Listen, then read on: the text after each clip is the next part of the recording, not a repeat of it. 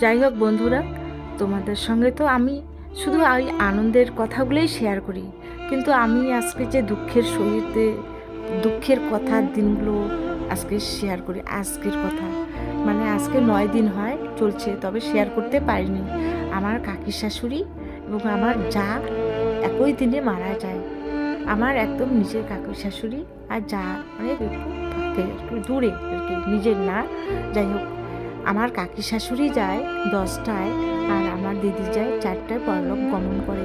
যাই হোক, কিছু তো অফিসের জন্য কিছু দিতে হয়, যেহেতু একদম পাশাপাশি বাড়ি, দূরে না।